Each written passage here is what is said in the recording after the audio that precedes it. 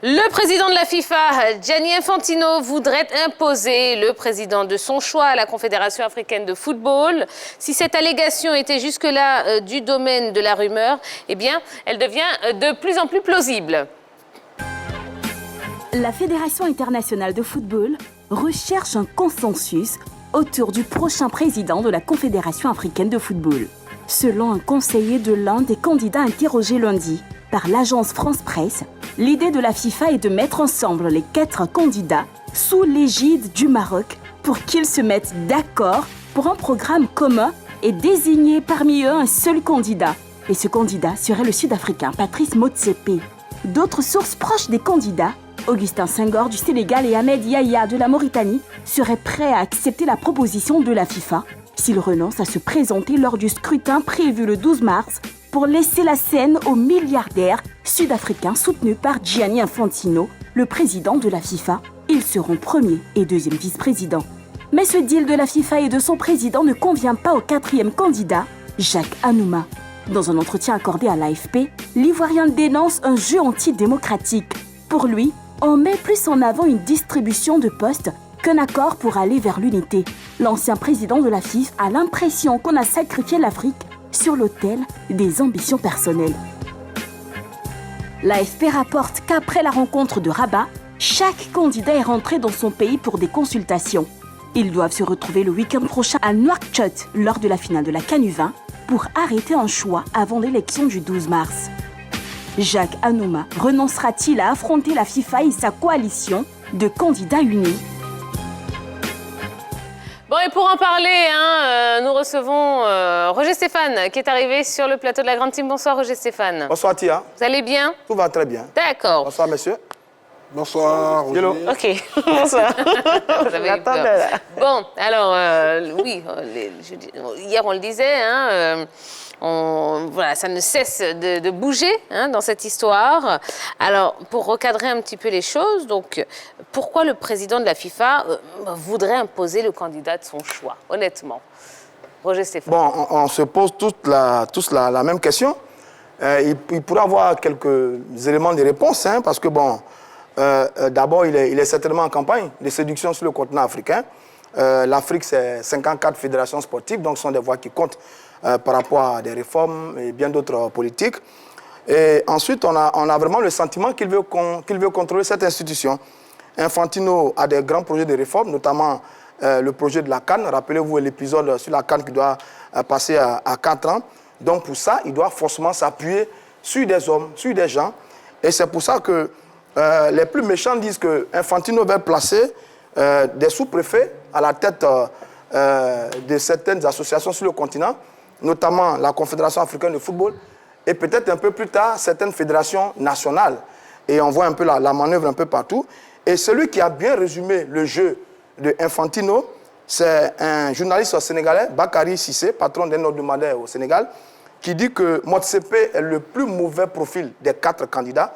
Il sera une marionnette pour Infantino. Donc ce sont ces propos-là qui résument vraiment ce à quoi on assiste sur ces derniers jours par rapport à toute la parade de Infantino sur le continent africain à quelques jours seulement de l'élection à la tête de la Confédération africaine de football. C'est un peu triste, c'est un peu dommage, mais c'est le triste spectacle auquel on a droit depuis quelques jours. Et Ahmad Ahmad est vraiment le maître de la manœuvre. Il est le grand patron, le grand colon qui pousse ses pions et qui avance comme dans du beurre. Bon, vous allez nous expliquer tout ça. Infantino, naturellement, je vous l'ai dit. D'accord. Vous aussi, vous avez la parole dans cette rubrique. Vous pouvez nous appeler donc au 21... Non, je reprends, 27. Voilà, c'est écrit juste en bas de l'écran. 27 21 59 93 99. 27 21 59 93 99. Et cette question, l'Afrique peut-elle faire reculer le président de la FIFA dans sa volonté d'imposer le candidat de son choix? Henri Jo. Alors, pourquoi le président de la FIFA tient à imposer le candidat de son choix? Je dirais que Gianni Infantino est à la fin de mandat en 2023. Il est en fin de mandat en 2023. Et il faut quand même s'assurer sa succession, sa propre succession. Donc, il cherche des voix au niveau de l'Afrique, d'où ces différents voyages-là, d'où le fait qu'il aille vers des fédérations ou peut-être un probable président à la Confédération africaine de football pour avoir ces voix-là à l'issue peut-être pour les élections à venir en 2023. Bon, moi, je dis déjà même il faut remonter un tout petit peu à la genèse de l'arrivée d'Infantino à la tête de la FIFA. On sait que pour l'élection à la tête de la FIFA, il n'était pas soutenu par l'ancien président de la Confédération africaine de football, qui était M. Issa Hayatou, qui lui préférait le candidat Bahreïni. Infantino est rentré dans le jeu tout simplement du football africain. Il a trouvé une faille et il a réussi à installer Ahmad Ahmad à la tête de la Confédération africaine de football. Il faut dire que ces pratiques ne sont pas proscrites par les textes de la FIFA. Aucun texte de la FIFA n'interdit au président de la FIFA de pouvoir se choisir un poulain dans une élection, disons tout simplement, de président d'une confédération internationale. Et l'Afrique, c'est le terreau fertile, c'est le territoire qu'il faut tout simplement conquérir pour avoir déjà 54 voix pour débuter, pour ne pas dire entamer le processus électoral. Donc Infantino, il vient en Afrique, il veut avoir ses hommes, il veut se garantir le maximum de voix parce qu'il sait que les prochaines échéances à la tête de la FIFA seront très difficiles pour lui, vu qu'au niveau de l'UEFA, qui est la confédération la plus puissante au monde, il est déjà contesté. D'accord. Monsieur Fofana, qui nous appelle de Koumassi, bonsoir. Bonsoir Kia. Comment allez-vous, monsieur Bonsoir. Fofana? Très bien, je vais très bien. D'accord. Alors, monsieur Fofana, à votre avis, est-ce que l'Afrique peut faire reculer Gianni Infantino dans sa... Moi, je pense que, pour moi, c'est un avantage pour chaque Anoma que Infantino doit déjà sa batterie. Parce qu'au sujet les 10 milliards, je pense que M. Jacques Anoma doit demander à Infantino d'apporter les preuves. Ça, c'est de 1. De 2, je pense que déjà toute l'Afrique voit que Infantino veut imposer des gens. Et comme M. Jacques Anoma, il est le seul qui est libre, je pense que l'Afrique même doit dire que voilà, au moins lui il est libre et il n'est pas assujetti à une telle personne, à une personne. Et je pense que toute l'Afrique, si M. Jacques Anoma va bien sa campagne, il ne doit même pas se retirer. Le contraire. C'est un avantage pour lui, moi, je pense, stratégiquement. Parce que M. Infantino a déjà commencé à dévoiler sa batterie. Donc, toute l'Afrique sait déjà que la FIFA veut coloniser l'Afrique. D'accord, très bien. Merci beaucoup, monsieur Fofana, pour votre appel. Non. Ok, merci. Merci bien. Oui, exprimez-vous, 27. Ce soir, c'est difficile pour moi. 27, 21, 59, 93, 99. Est-ce que l'Afrique peut faire reculer le président de la FIFA dans sa volonté d'imposer le candidat de son choix?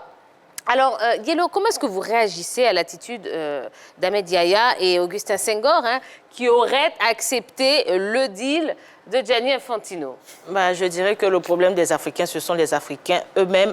Déjà, c'est quoi le deal proposé par M. Infantino? Motsepe, président, Ahmed Yahya, premier vice-président, Senghor, deuxième vice-président, et M. Anouma, conseiller du président. Là, je comprends que chacun prêche pour sa chapelle, chacun défend son petit pain, et pour moi, c'est faire preuve de lâcheté et de foutaise aussi de la part de M.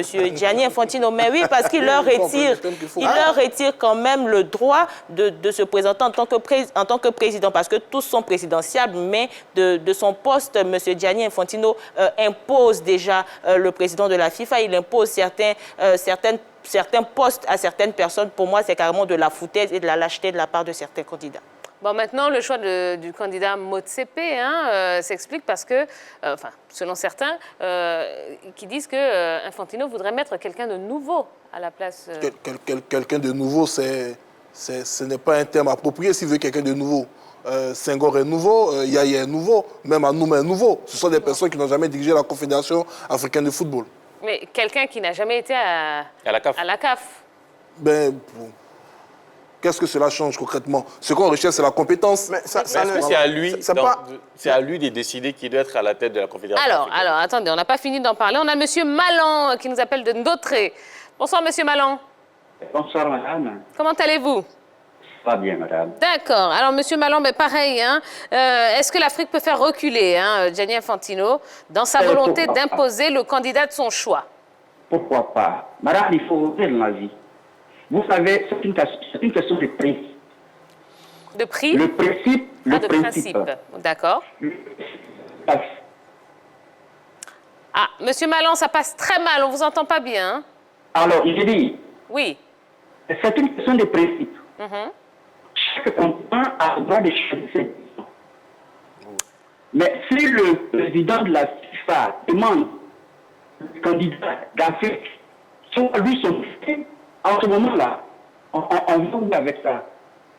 C'est ça le problème. C'est ça que vous m'entendez, madame. Monsieur Malan, malheureusement, on ne vous entend absolument pas. Bon. Oh là là. Ouais.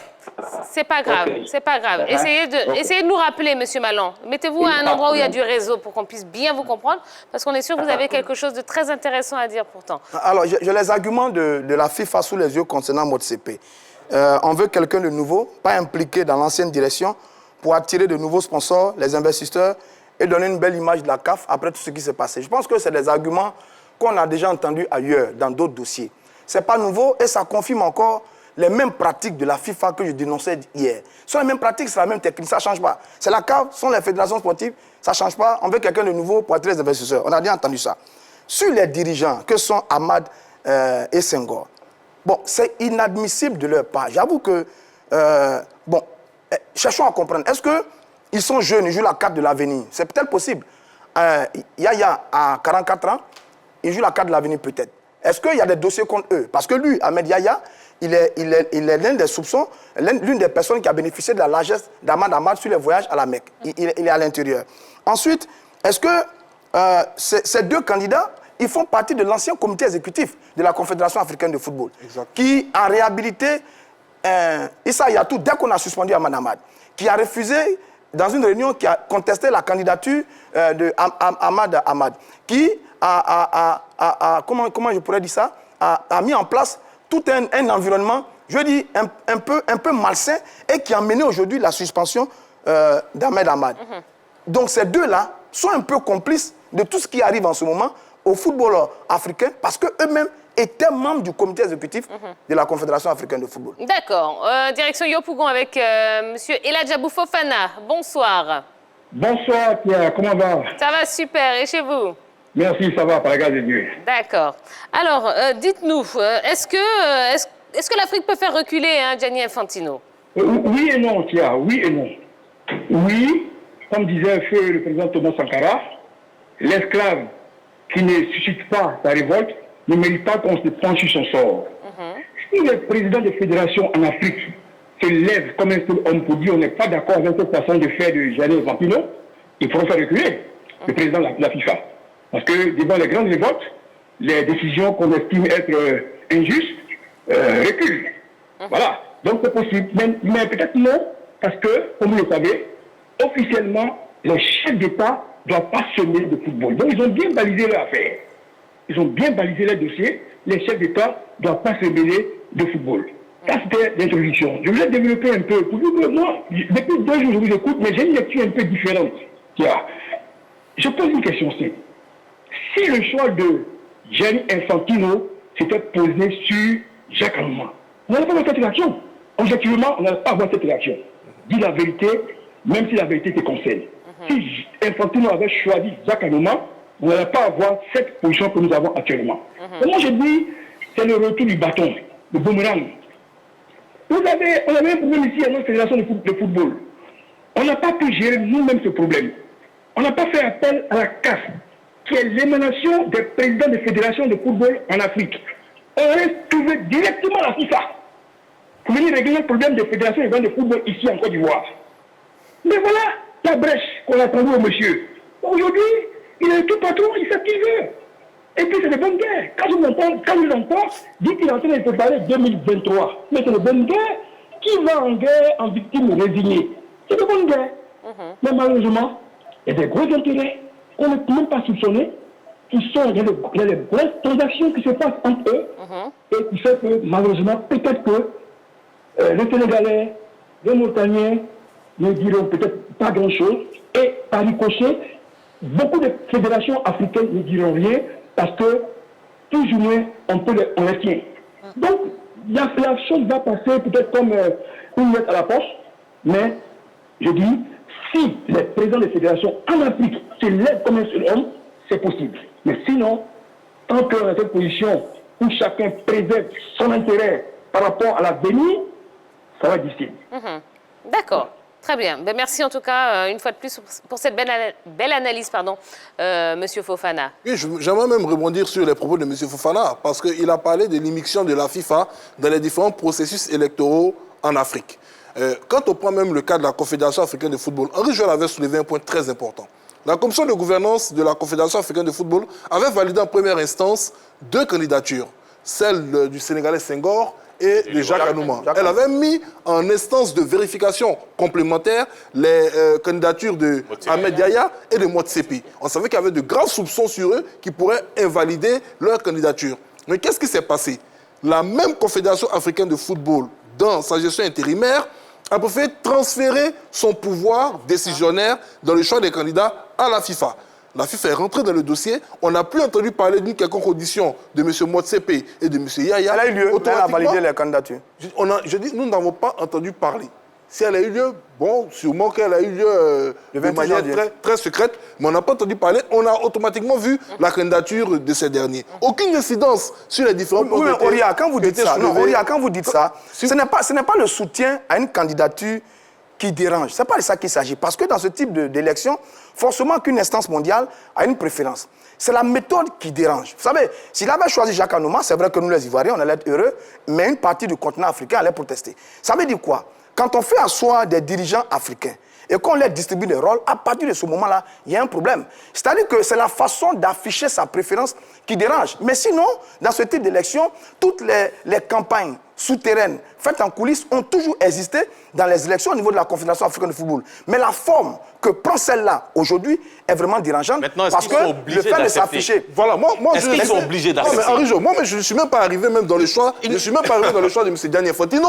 Je parle déjà de la relation CAF-FIFA. Je n'ai même pas parlé des choix. Je fustige déjà le comportement de la Confédération africaine de football de se dessaisir de ses prérogatives et de transmettre ce pouvoir à la FIFA. Une fois que le pouvoir a été transmis à la FIFA fait ce qu'elle veut. Et vous avez les réponses? Voilà, parce que ce comité exécutif a été favorisé par lui en 2017, quand il aide l'élection d'Ahmad Ahmad. Ce comité exécutif est composé par 2 candidats qui sont là en lice et qui semblent être d'accord avec la proposition qui a été faite du côté du Maroc. Ça montre bien que ce comité... Pourquoi c'est lui que vous accusez? C'est le comité exécutif qu'on doit accuser. Voilà. Pourquoi c'est Infantino que vous accusez depuis le début? C'est lui qui a décidé de transmettre les dossiers. Moi, je dis, arrivé un moment, il faut que nous nous responsabilisions. C'est tout, c'est aussi simple que ça. D'accord. On a M. Palais au téléphone qui nous appelle de Divo. Bonsoir, M. Palais. Bonsoir, Tia. Bonsoir, la grande team. Bonsoir, M. Palais. Bon, M. Palais, c'est très chaud, là, ici, sur le plateau, hein? Alors... Oui, c'est très chaud, vraiment. Il y a longtemps que j'attends, hein. Ah, ben je sais bien. Alors, allez-y, exprimez-vous. Est-ce que l'Afrique peut faire reculer Gianni Infantino dans sa volonté d'imposer le candidat de son choix, à savoir Motsepe? Oui, moi, je me base sur le fait, même si ce n'est pas l'Afrique qui doit faire reculer, comme l'appelle Infantino, mais je soutiens fortement la candidature de Jacques Anouma pour que Jacques Anouma fasse reculer Infantino par rapport à tout ce qu'il est en train d'imposer à l'Afrique. C'est vrai que Motsepe, Ahmed Yahya et puis Augustin Senghor ont dû répondre au chantage qu'on appelle de Infantino. Mais Jacques Anouma, je préfère qu'il passe jusqu'au bout de ses idées. Voilà. Qu'il ne cède jamais au chantage d'Infantino. Même si la chance ne le sourit pas, au moins il aurait, en tout cas, il s'est battu et que la chance ne lui est pas souri. Voilà. C'est pour montrer à Infantino qu'en plus de tout ce qui fait m'adouer, il y a des gens qui sont intègres dans leur vision des choses. Voilà. C'est ce que je voulais dire. Parce que depuis cette histoire d'Infantino, en fait, ça touche non seulement l'Afrique, mais pour la sensibilité de toutes les personnes qu'on appelle une pensée vraiment importante pour le football. D'accord. Voilà. Très bien. Merci beaucoup pour votre intervention, M. Palais. Oui, Henri Jo. Alors, jusqu'à présent, on accuse Gianni Infantino de faire ceci, de faire cela. Mais moi, je ne suis pas d'accord. Il vient pas il n'impose rien. Il vient, il fait des propositions. Ce sont des propositions qu'il fait. Est-ce que vous êtes obligé d'accepter ces propositions? Il en fait à l'UEFA.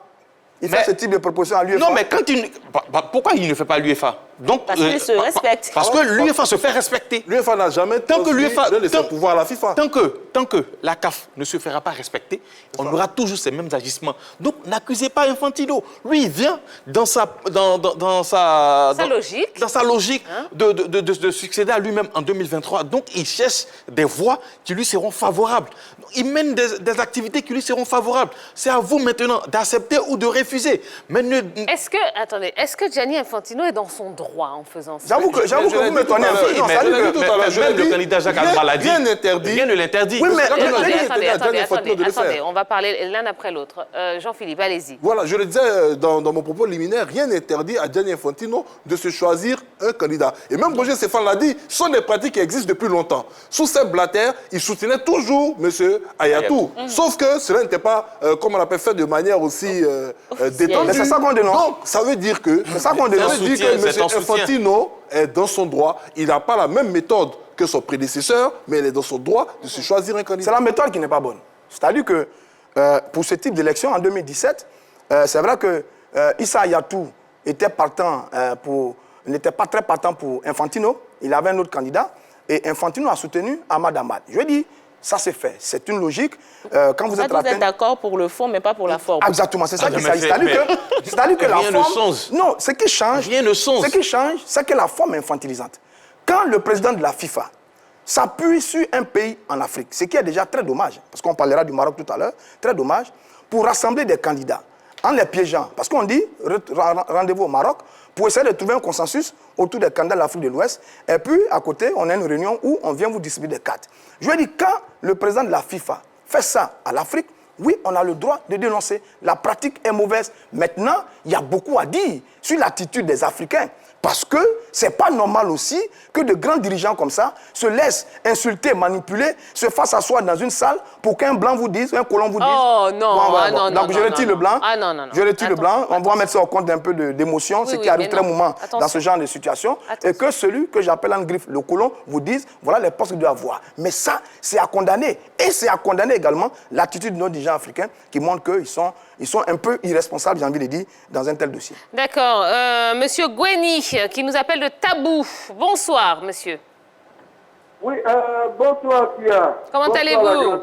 Bonsoir, monsieur Gweni. Alors, monsieur Gweni, c'est la même question. Hein? Est-ce que l'Afrique peut faire reculer Gianni Infantino?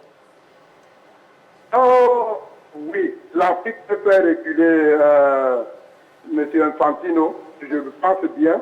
Comme tous les prédécesseurs l'ont dit,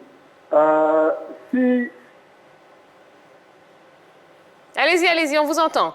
Oui, alors, donc, comme je le disais, si les gens sont formels. D'accord. Mais encore. Si les gens sont formels dans leur démarche ou dans leur position, je crois qu'ils n'auraient pas de problème.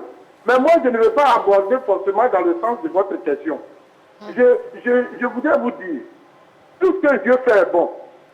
Si M. Infantino pourrait faire en sorte que les trois autres candidats se mettent d'accord pour présenter une seule candidature, c'est la voie qui est toute ouverte pour M. Jacques Anouma, notre candidat. Voilà, moi c'est ce que je peux dire. Et je prie même que les trois autres soient d'accord pour présenter une seule candidature, pour que moi, mon candidat, parte favori. Merci à la grande team. D'accord, merci beaucoup, M. Gweni. Alors, en ce qui concerne ces pratiques, on va évoquer le cas de Sepp Blatter quand il était là et quand il soutenait le candidat Ayatou. Ça a été la même situation avec le même Jacques Anouma. Effectivement. Ça a été la même situation. Peu importe la manière utilisée, on arrive au même résultat. Et c'est toujours nous qui acceptons que ces genres d'agissements arrivent au niveau de notre confédération. Infantino ne peut pas faire ça au niveau de l'UEFA parce que les Européens se font respecter.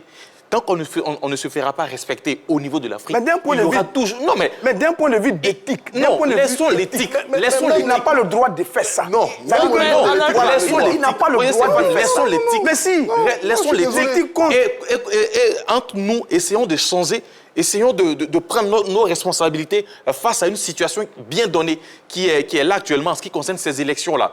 Ce n'est pas M. Infantino de dire toi, je te veux président, toi, je te veux conseiller, toi, je te veux Comme des marionnettes, non. en fait. Maintenant, quand il fait la proposition, chacun s'est levé de son propre chef pour poser sa candidature.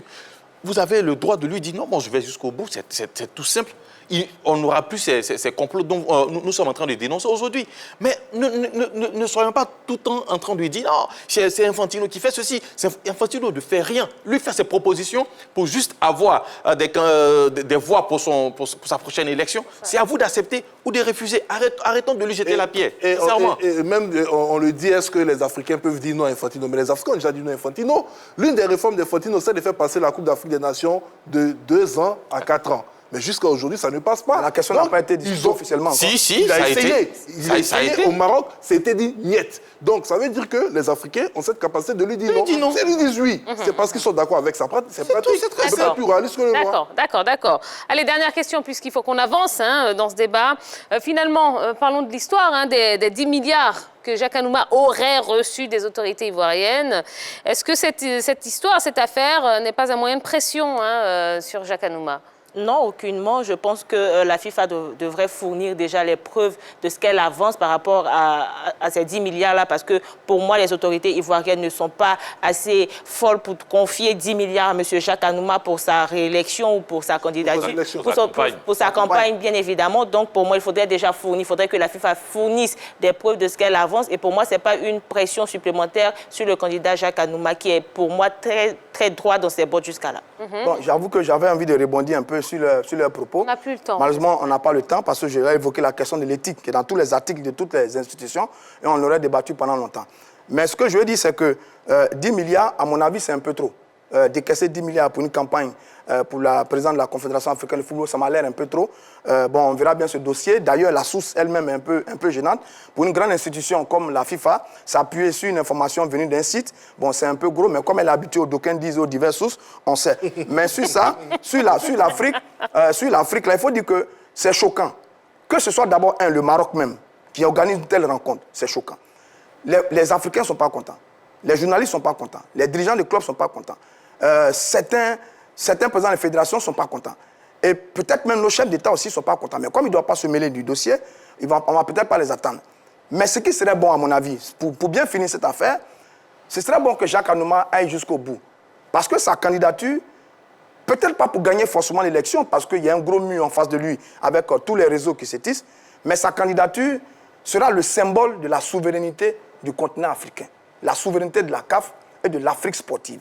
S'il réussit ça, c'est très bien. Parce que le jour de la campagne, il aura l'occasion, de façon historique, de dire à ses pairs, attention, on a fait trop d'erreurs sur le continent africain, attention, on a trop ouvert la brèche pour permettre à n'importe qui de venir faire n'importe quoi dans nos confédérations. Il est temps que cela s'arrête. Que je gagne ou pas, il est temps que cela s'arrête. Ce serait historique. Non, c'est tout, messieurs. Non, je sais que vous allez... Non, vous allez parler. Non et non. Allez, on va marquer une toute petite pause. Voilà, ne bougez pas, n'allez pas loin du tout. Non, on revient dans quelques instants. Et on va terminer cette émission. Oui, on ne va pas terminer sur cette note-là, je ne peux pas. Non, je refuse. On va parler d'un clash entre LeBron James et Zlatan Ibrahimovic. Eh bien oui, ça arrive, ne bougez surtout pas, on revient juste après ceci.